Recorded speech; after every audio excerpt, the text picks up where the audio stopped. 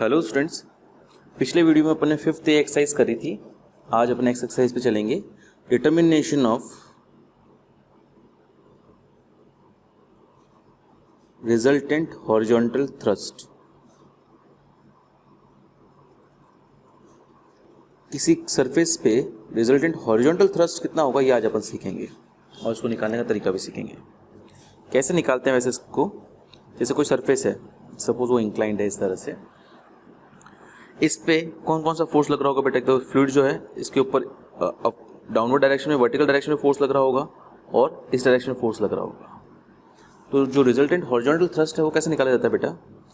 आप इस सरफेस पे, जो सरफेस है इंक्लाइंड है, इसका प्रोजेक्शन निकालना पड़ेगा आपको, वर्टिकल प्रोजेक्शन। सपोज आपने हर एक पॉइंट से इसकी हॉरिजॉन्टल डायरेक्शन से लाइंस ड्रॉ करी और एक वर्टिकल प्लेन जो इस सरफेस पे जस्ट परपेंडिकुलर है उस पर प्रोजेक्शन लिया, तो उसका प्रोजेक्शन आएगा इस बार ये एलिप्स टाइप सर्कल इंक्लाइंड है तो इस तरह का एक पोर्शन आएगा। सपोज ये पोर्शन है ए, बी, सी और डी, इसका प्रोजेक्शन आएगा A dash, B dash, C dash and D dash. ठीक है, तो इस सरफेस पे हॉरिजॉन्टल थ्रस्ट उतना ही होगा जितना इस सरफेस पे है। ओके, नाउ जो total the horizontal forces in the given direction acting in liquid are. अब इस सरफेस पे हॉरिजॉन्टल फोर्सेस कौन कौन सी होगी? दो फोर्सेस होगी बेटा। एक the horizontal component of the thrust on the surface A B C D in the given direction. इस ए बी सी डी के इस डायरेक्शन में जो फोर्स है, मतलब इसके ऊपर परपेंडिकुलर है, इस डायरेक्शन में फोर्स जो A dash, B dash, C dash, D dash पे परपेंडिकुलर है वो, और the thrust of the whole pressure on the plane A dash, B dash, C dash, D dash in given in direction opposite to the direction horizontal in the horizontal direction acting through the centre of pressure. इसके ऊपर जो total जो thrust आएगा centre of pressure पे, एक वो भी horizontal forces होगी। ओके बेटा, तो जो दोनों फोर्सेस हैं ये इस बॉडी को इक्विलिब्रियम में रख रही है। इसका मतलब ये है कि दोनों फोर्सेस जो है एक दूसरे के इक्वल होगी और अपोजिट इन साइन होगी, अपोजिट डायरेक्शन होगी। ठीक है बेटा, तो इससे क्या कंक्लूजन होता है कि the resultant horizontal thrust of the fluid on a given curve surface in a given direction is equal to the whole pressure. Horizontal जो फोर्स होगी तो कितनी होगी बेटा? होल प्रेशर के इक्वल होगी। Whole pressure on the projection of the surface, इसके ऊपर जो हॉरिजॉन्टल फोर्स होगा वो इसके प्रोजेक्शन, मतलब इसके ऊपर जो टोटल थ्रस्ट है सेंटर ऑफ प्रेशर के ऊपर, सेंटर ऑफ प्रेशर सपोज का यहाँ पे ये रहा सेंटर ऑफ प्रेशर, जो टोटल थ्रस्ट है उसके बराबर होगी। And it acts at the centre of pressure of the projection from the fluid liquid towards the surface, और इसके ऊपर इसके सेंटर ऑफ प्रेशर पे एक्ट करेगी। तो अपन को ये पता चल गया कि टोटल हॉरिजॉन्टल थ्रस्ट कितना होता है। टोटल हॉरिजॉन्टल थ्रस्ट होता है इसका total force, total thrust on this centre of pressure. और total thrust on centre of pressure का फॉर्मूला ये अपन को पता ही है, WSH, जहाँ पे H आपका सेंटर ऑफ प्रेशर की डेप्थ होगी। तो यही आपका टोटल थ्रस्ट होगा। ओके, चलिए तो इसी फॉर्मूला से अब अपन टोटल हॉरिजॉन्टल थ्रस्ट निकालेंगे। सबसे पहले चलो अपन करते हैं एग्जाम्पल 1। क्या बेटा? नेक्स्ट पेज पे कर लेता हूं मैं। A hollow right circular cylinder is filled with liquid and held with axis horizontal बनाकर रख दिया इसको।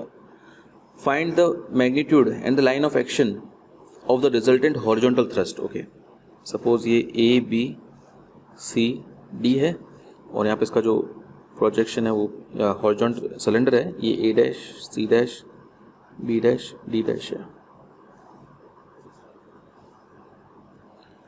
ठीक है, thrust on the half curved surface cut off by a vertical plane. अच्छा, इस सिलेंडर को मैंने आधा काट दिया बेटा, ए बी इसके ऊपर वर्टिकल लाइन से आधा काट दिया, वर्टिकल सरफेस से, मतलब ये ए सी बी ये आधा मान लो पीछे वाला, और आगे वाला काट के हटा दिया। उसके ऊपर अपन को हॉरिजॉन्टल थ्रस्ट निकालना है और लाइन ऑफ एक्शन निकालना है, मैग्नीट्यूड भी निकालना है कितना थ्रस्ट है, और लाइन ऑफ एक्शन मतलब थ्रस्ट का पोजीशन भी बतानी है, डायरेक्शन, सेंटर ऑफ प्रेशर होता है डायरेक्शन या पोजीशन, वो भी आपको बताना है। चलिए शुरू करते हैं। देखो total resultant horizontal force, resultant horizontal thrust in the direction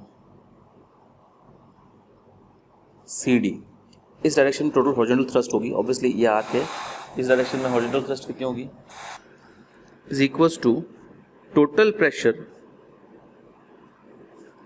on the projection. आपको इस हाफ सिलेंडर, पीछे वाला हाफ सिलेंडर जो है उसका ऊपर टोटल थ्रस्ट निकालना है बेटा, तो उसका जो प्रोजेक्शन आएगा, projection of A dash B dash B, जो पीछे वाला कर्व सरफेस है उसका प्रोजेक्शन क्या आएगा बेटा, सोचो उसका प्रोजेक्शन, उसके हॉरिजॉन्टल अगर आप लाइन बनाओ तो उसका प्रोजेक्शन आएगा एक रेक्टेंगल ए डैश बी, ये वाला रेक्टेंगल ही जो है उसका प्रोजेक्शन होगा ऑन द कर्व सरफेस। तो बेटा टोटल प्रेशर कैसे निकालेंगे अपन, इसका फॉर्मूला था, मैंने आपको बताया था WSH, W मतलब उसका फ्लूइड का वेट पर यूनिट वॉल्यूम, और S होता है इसका एरिया, ए डैश बी का एरिया क्या होगा बेटा, रेक्टेंगल है, लेंथ इनटू ब्रेथ, ये लेंथ जो है सिलेंडर की हाइट है और ये जो ब्रेथ जो है सिलेंडर का डायमीटर है, तो हाइट इनटू 2 रेडियस हो गया, और H होता है सेंटर ऑफ ग्रेविटी की डेप्थ। ये अपन को पता है इस रेक्टेंगल का सेंटर ऑफ ग्रेविटी जो है 2/3 ऑफ डेप्थ होता है, ये अपने पैरेललोग्राम के केस में डिराइव किया था, पैरेललोग्राम रेक्टेंगल का पैरेललोग्राम होता है तो उसके लिए आ गया, तो इसका फॉर्म टोटल आ गया बेटा, सॉरी H जो है सेंटर ऑफ प्रेशर नहीं होता है, सेंटर ऑफ ग्रेविटी की डेप्थ होती है, इसका सेंटर ऑफ ग्रेविटी तो ऑब्वियसली बीचों बीच में होगा, यानी कि यहाँ पे इसकी डेप्थ कितनी होगी बेटा, रेडियस के बराबर ही होगी, ये फॉर्मूला बन गया 2HR²W। ये तो हो गया टोटल हॉरिजॉन्टल थ्रस्ट, और टोटल हॉरिजॉन्टल थ्रस्ट आने के बाद में अब उसकी पोजीशन क्या होगी बेटा, उसका पोजीशन होगी सेंटर ऑफ प्रेशर की डेप्थ, तो द रिजल्टेंट, ध्यान रखना बेटा यहाँ पे H जो है सेंटर ऑफ ग्रेविटी की डेप्थ है, the resultant horizontal thrust acts at the center of pressure of rectangle A dash B dash B, तो so the position is equals to 2/3 of depth of AB यानी 2/3 of 2R, यानी कि जो centre of pressure की depth आ गई वो आ गई 4R/3, तो यही आपको निकालनी थी। लाइन ऑफ एक्शन क्या होगा बेटा, डेप्थ 4R/3 पर और इसके ऊपर vertical, so the line of action is perpendicular to, so the line of action is perpendicular to O dash and at depth of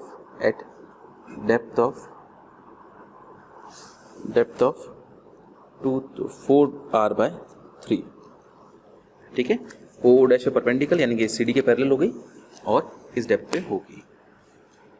exactly same तरह का एग्जांपल और करते हैं बेटा, example second,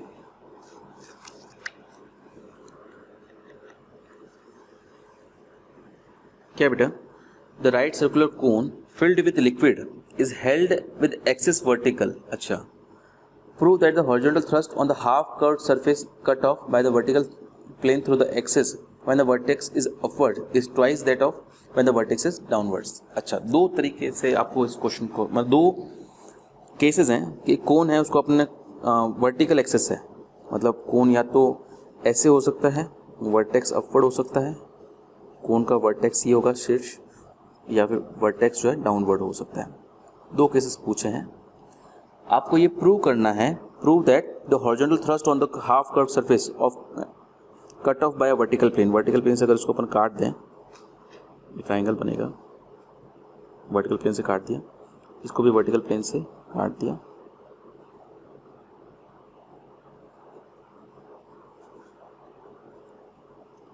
when the vertex is upwards is twice then the vertex is downwards। इसके जो ऊपर total thrust होगा और इसके ऊपर जो टोटल थ्रस्ट होगा, इसका टोटल थ्रस्ट इसके टोटल थ्रस्ट का डबल होगा, ये अपन को प्रूव करना है। तो सिंपल है बेटा, total thrust in this case, case 1 and case 2, total thrust when the vertex is upward on the half cone is equals to, देखो बेटा ये इधर वाला जो कोन है आधा कोन, उसका टोटल थ्रस्ट निकालना है। तो क्या फॉर्मूला था बेटा, W S H, W weight per unit volume, S होता है जो ये हाफ कोन है इसका प्रोजेक्शन ये रहा, ये ट्राइंगल जो होगा वो उसका प्रोजेक्शन होगा ए बी सी। तो ए बी सी का जो एरिया होगा, प्रोजेक्शन का जो एरिया होगा वो एस है। प्रोजेक्शन का एरिया कितना होगा बेटा, ए बी सी का एरिया, एक बार मैं area of A B C लिख देता हूँ, इंटू एच, एच होगा बेटा इसका सेंटर ऑफ ग्रेविटी की डेप्थ। इसके सेंटर ऑफ ग्रेविटी की डेप्थ मैंने आपको बताई थी, ये 2/3 ऑफ एच होगी, यहाँ पे 2h/3 होगी, ये 2h/3 होगी, ये अगर पूरे h हो तो इसके सेंटर ऑफ ग्रेविटी की डेप्थ जो है यहाँ से वो h/3 होगी, अगर ये पूरी h हो तो ये 2h/3 होगी, ठीक है ना। सेंटर ऑफ ग्रेविटी जो है ना उसकी बेस से डिस्टेंस होती है h/3 और वर्टेक्स से डिस्टेंस होती है 2h/3। इस केस में वर्टेक्स से डिस्टेंस 2h/3 है तो सेंटर ऑफ ग्रेविटी की डेप्थ 2h/3 होगी। इस केस में डेप्थ बेस ऊपर है तो बेस से डेप्थ कितनी होगी सेंटर ऑफ ग्रेविटी की h/3। तो यहाँ पे h की जगह WSH का फॉर्मूला है, इसमें h की जगह 2h/3 आया। W into area of ABC, ABC का एरिया क्या होगा, half into base into height, base की जगह BC होगा, BC का मतलब ट्वाइस ऑफ रेडियस, और हाइट होगी h, 2h/3। तो ये आ जाएगा 2 से 2 कट, 2/3 WR/h²। सेम तरीके से this total thrust on the thrust when the vertex is downward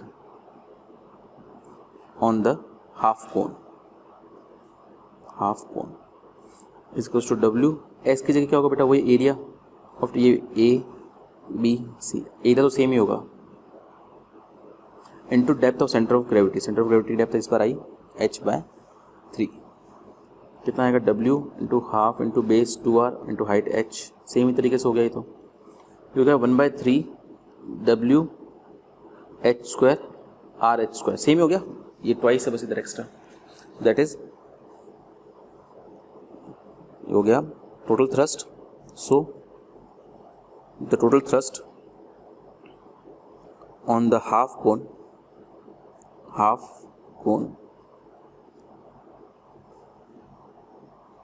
when the vertex is upward, is twice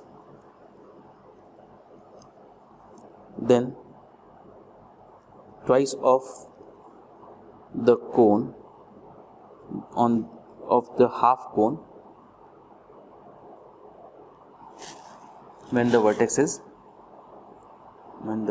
is downward।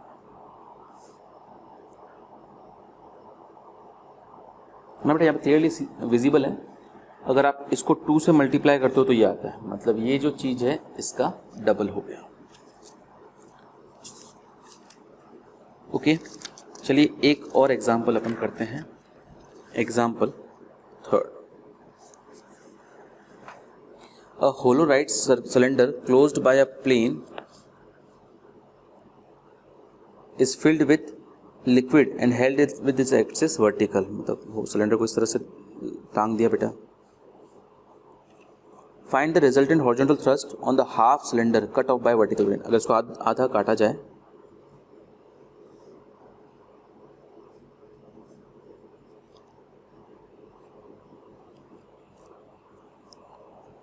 हाँ, तो इसका जो हाफ सिलेंडर है पीछे वाला,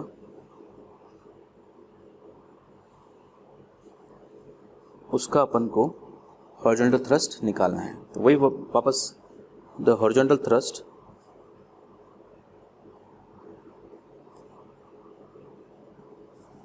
on the half cylinder is equals to वही WS, मतलब ये जो हाफ सिलेंडर है इसका प्रोजेक्शन ये होगा ABCD, area of ABCD into H होगा बेटा इसका सेंटर ऑफ ग्रेविटी की depth, A B C D की सेंटर ऑफ ग्रेविटी कहाँ होगी बेटा? सपोज सिलेंडर की हाइट है h और रेडियस है अगर r, तो सेंटर ऑफ ग्रेविटी की डेप्थ होगी h/2। तो इसका आंसर आ गया w into length into breadth. Length होगी 2r इंटू हाइट होगी h, length into breadth into h/2। 2 से 2 कट गया, WR/h²। ये आपका टोटल हॉरिजॉन्टल थ्रस्ट आ गया। ठीक बेटा, लेकिन ध्यान रखना आपको ये चीज़ें लिखनी होगी एग्जाम में। थियोरी जो मैं आपको समझा रहा हूँ ना कि अपन ने इसको वर्टिकली काटा तो ABCD प्लेन पर कटा और वही इसका प्रोजेक्शन होगा, ये चीज़ें आपको लिखनी होगी इसमें। ठीक है, next resultant thrust on curved surfaces. We have seen that the resultant fluid thrust on curved surface can be determined in terms of x. ठीक है, ये आप लोग एक बार रीड कर लीजिएगा। Next topic, resultant thrust on the solid emerged in a liquid. देखो बेटा, यह प्रिंसिपल ऑफ आर्किमिडीज, ये आप लोगों ने जूनियर क्लासेस में पढ़ रखा है। मैं आपको फिर से बताता हूँ। अगर किसी फ्लूइड में अपन कोई सॉलिड बॉडी इमर्ज करें, अपन ने सॉलिड बॉडी इमर्ज करी, तो ये सॉलिड बॉडी उस फ्लूइड को डिस्प्लेस करेगी। ऑब्वियसली डिस्प्लेस करेगी, उस जगह से पानी हट जाएगा क्योंकि यहाँ पे सॉलिड बॉडी है, पानी या फ्लूइड व्हाटएवर। तो यहाँ से वाटर लेवल जो है वो रेज होगा, है ना। अब इस बॉडी के ऊपर ऑब्वियसली अपवर्ड डायरेक्शन में एक फोर्स लगेगा। डाउनवर्ड डायरेक्शन में ग्रेविटी तो लग ही रही है, अपवर्ड डायरेक्शन में एक फोर्स लगना चालू हो जाएगा। वो फोर्स इसके बराबर होगा। बेटा, कोई बॉडी किसी फ्लूइड में जब इमर्ज होती है तो जितना फ्लूइड वो डिस्प्लेस करती है, the volume weight of the fluid displaced by the solid, है ना, इतना फोर्स। अब जितना फ्लूइड डिस्प्लेस हुआ उतना उसका जो वेट है उतना ही फोर्स वो अपर डायरेक्शन में लगाती है। बॉडी के ऊपर अपर डायरेक्शन में वो इतना को उतना फोर्स लगता है। इसी फोर्स को उत्प्लावन बल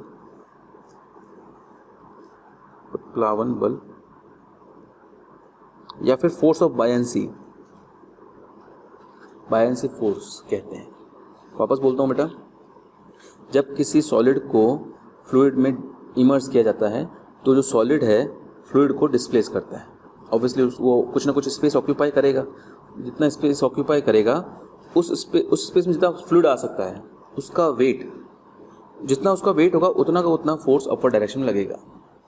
और यही डिसाइड करता है कि बॉडी सिंक होगी या फ्लोट होगी।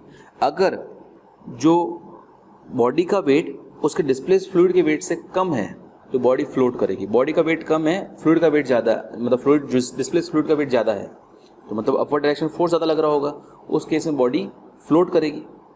और अगर बॉडी का वेट ज़्यादा है और डिस्प्लेस फ्लूइड का वेट कम है तो उस केस में बॉडी जो है सिंक कर हो जाएगी, उस केस में बॉडी फ्लोट नहीं कर सकती। ठीक है, इसीलिए ही अपन जब स्विम करते हैं तो अपन हाथ पैर मारते हैं, जिससे क्या है डिस्प्लेस फ्लूइड का वेट बढ़े। तो डिस्प्लेस फ्लूइड का वेट जब बढ़ता है तब अपन फ्लोट कर पाते हैं। अगर डिस्प्लेस फ्लूइड का वेट कम होगा तो अपन सिंक हो जाएंगे, डूब जाएंगे। इस तरह से जो ऑब्जेक्ट्स जिनके ऑब्जेक्ट्स की डेंसिटी कम होती है कंपेयर टू द फ्लूइड, पानी की बात करता हूँ अभी मैं, अगर उससे कम होगी तो बॉडी फ्लोट करेगी, अदरवाइज बॉडी डूब जाएगी।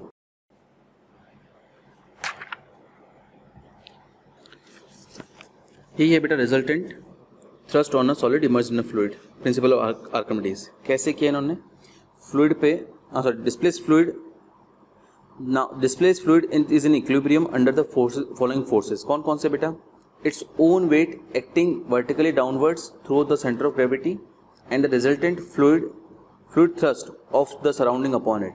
इसके अंडर, दोनों के अंडर फ्लूइड जो है इक्विलिब्रियम में है। Therefore the equilibrium the thrust of the fluid must be equal and opposite to the weight of the fluid displaced fluid. इसीलिए ये कंडीशन सेटिस्फाई होती है। मैंने जो आपको बताया अभी जस्ट वही। Hence we can conclude that the resultant thrust of the fluid on a solid body wholly or partially immersed in a fluid at rest is equal to the weight of the fluid displaced by the body and it acts vertically upward through the center of gravity of the fluid displaced। इस चीज़ को आपको याद रखना है बेटा, यही Archimedes principal है।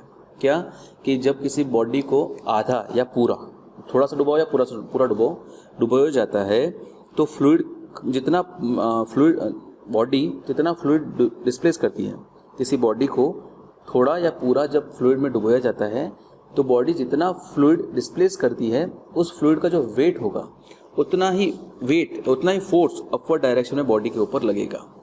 This principle is known as Archimedes principle. The resultant horizontal thrust on a solid body immersed in a same fluid is always zero. It is so because the body can be considered as its closed surface by which we can prove that resultant horizontal. अच्छा, किसी भी closed surface के ऊपर जो horizontal thrust होता है वो zero होता है.